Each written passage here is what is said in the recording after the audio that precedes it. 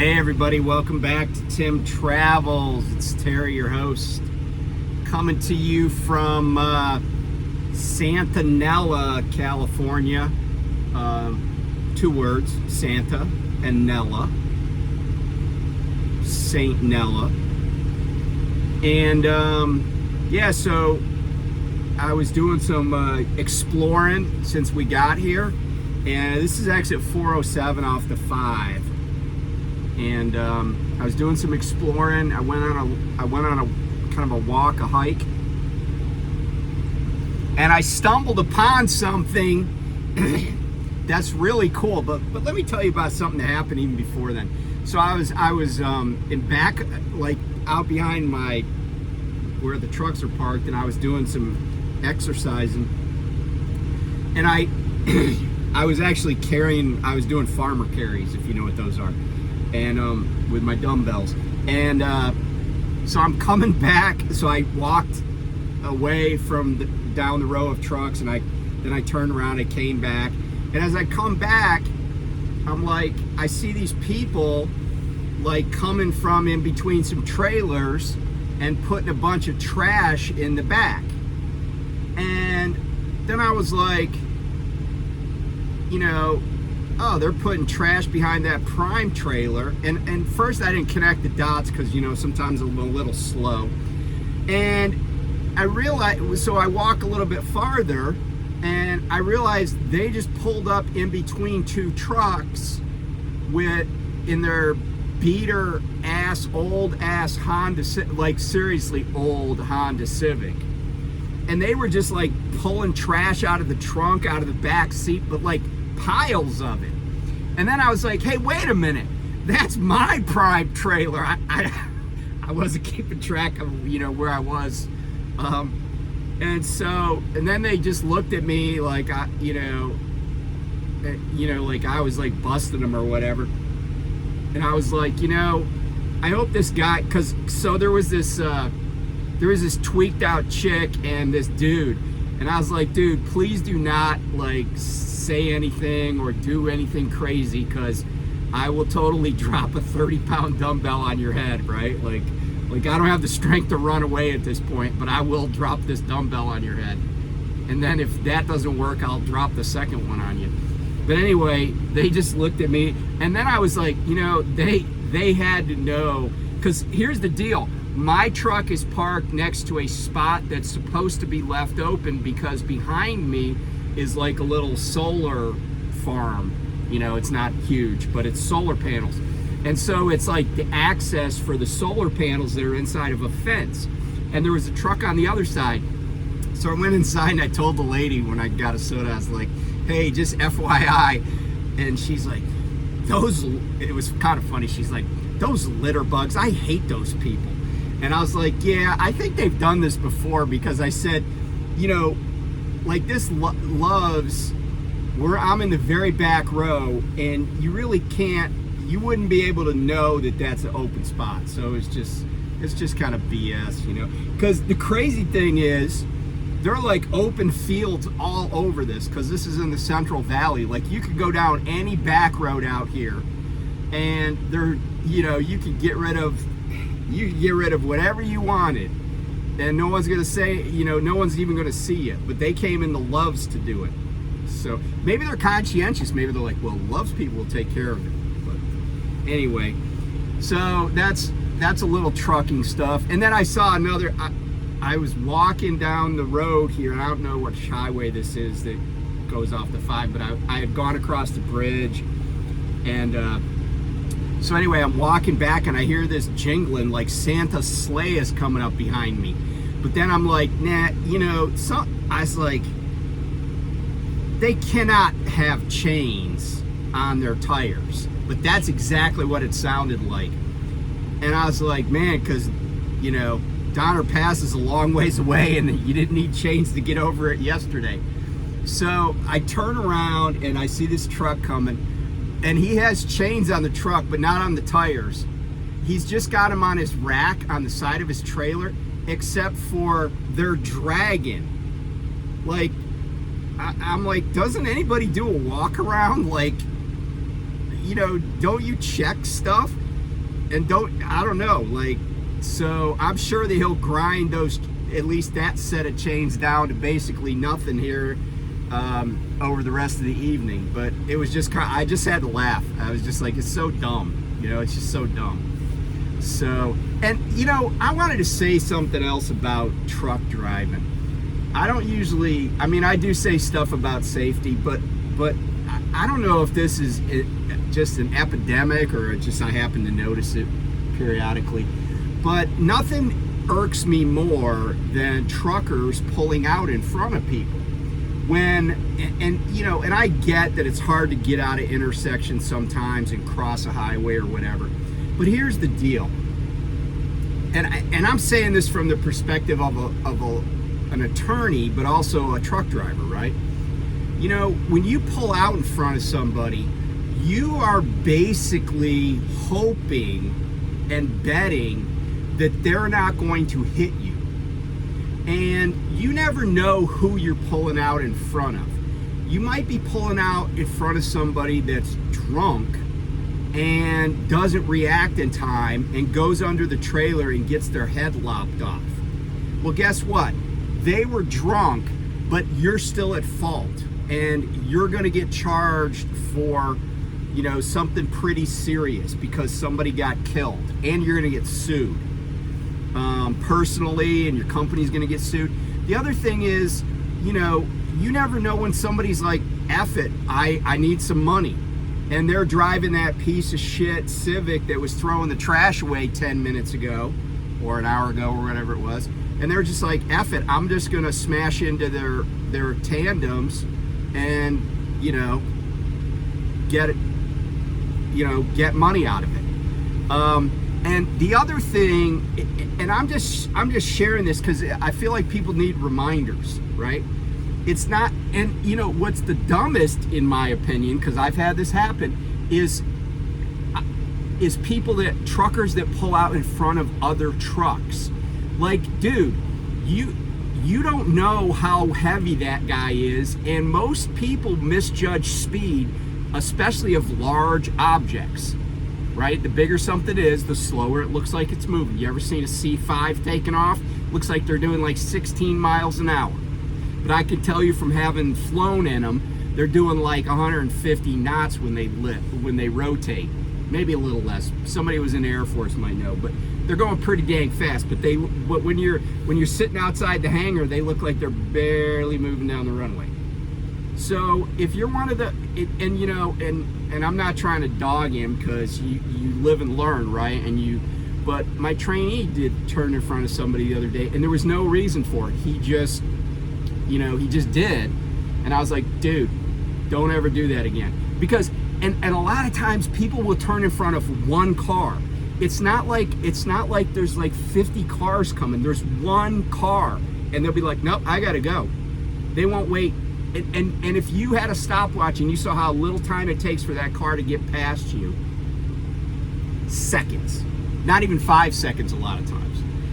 Don't risk your career, your livelihood. Don't kill somebody because, and like I said, you don't know what's on somebody's mind. And the other thing that truckers do, and I've taught my trainees this, but a lot of truckers have a really bad habit of pulling out to cross a road, like so they're making a left turn across, when a truck is coming in and turning right. That truck is screening a huge amount of real estate, and if that's a right turn lane and you pull out in front of them, twice, not once, but twice, there have been accidents where I was, quote, involved because I was either the truck turning right or I was a truck turning left, and somebody assumed because I was able to make it out they could follow me out, and they didn't. They were screened from an oncoming vehicle on the left side of a truck. It's happened twice. Once pulling into the Davenport Loves, a tanker truck dude pulled out in front of me. And there was somebody coming up the left lane. Actually, there's 2 lanes there. They went right under his trailer. Actually, they hit his drives. But I'm sure he lost his job that day. And I'm sure somebody got sued. And then the second time was at Newton, North Carolina, pulling out of the Loves, and a car came behind me, but they didn't realize that I had accounted for the vehicles that were behind the truck. So when I pulled out, the truck was blocking the oncoming vehicles. But by the time they followed me out, they decided to go behind me. The truck had gotten into the right turn lane, and they got freaking T-boned by a car that was speeding by the left side of the truck. I was in my lane and clear. Don't pull out in front of people. It's my safety tip for today. Okay, so a little history. So I'm here in California, and I'm out here in the, it's not really the desert, it's the valley, the Central Valley of California. And but I came upon a famous landmark. So I'm going to give you a little backstory. In late 1975, Don Henley and Glenn Fry of the Eagles were up in San Francisco, and they are driving. They were, I don't even know what they were doing, but they were coming back from San Francisco down to Los Angeles. And it was that time where they were writing songs and getting ready to go into the studio to record their 5th studio album that would be released in 1976. So anyway, they're driving down the 5 going back to Los Angeles, and they get they're like, you know what, let's just stop someplace and stay overnight, and we'll just hit it again in the morning. So they get to, wait for it, Santanella, California, and they come upon the Hotel Mission de Oro. Now, the Mission de Oro means Mission of Gold, I'm pretty sure. Check me on that. There's some bugs in here. Mission of Gold, which kind of tells you why the Spaniards were in California. It wasn't to convert the natives to Christianity. They were just looking for gold. But anyway, check this out. So I went over to the hotel today. I walked over there. Check out some pictures I took. And keep in mind some of the lyrics from Hotel California, right? The song, not the, because that was also the name of the LP. But Hotel California. I heard the Mission Bells. Dancing in the Courtyard, Sweet Summer Sweat. Take a look at these pictures.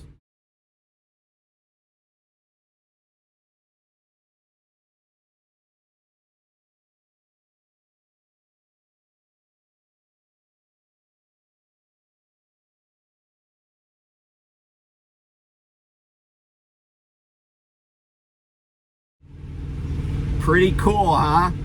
Yeah, so that was, so that hotel inspired the song and was the hotel on the album cover.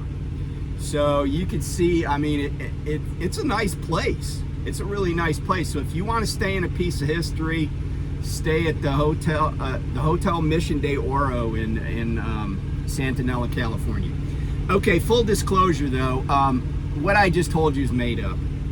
That's not okay. It's not only not exactly what happened. That didn't happen at all. But I thought it made a good story. But it's still a really nice hotel. Anyway, but it's Tim Travels. I gotta show you things when I'm traveling. Let me show you something else. I made a new friend today, right out in front of the Loves too. By the way, new friend.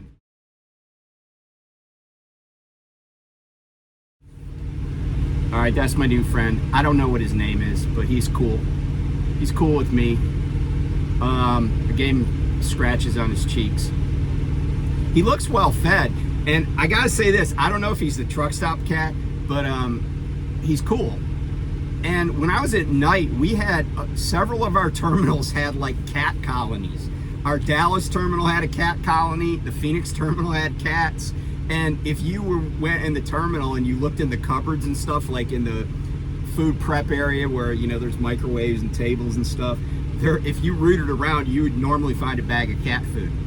So yeah, and the colony in Dallas, like they had huts for them and everything. They were kind of skittish. They were pretty feral. This guy out front of Love's, he was friendly. Like he was just sitting there like hanging, you know, like he wasn't skittish at all.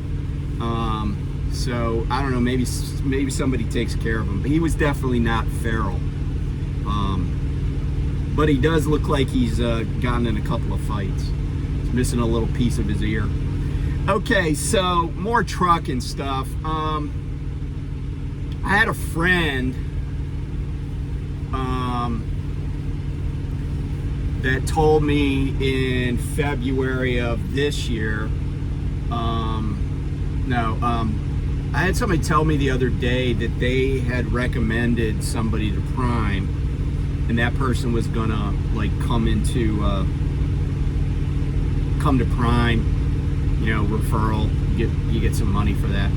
But the person asked a recruiter at Prime straight up, hey, do you guys have driver facing cameras? And the recruiter's like, oh yeah, well, yeah, we're definitely getting them.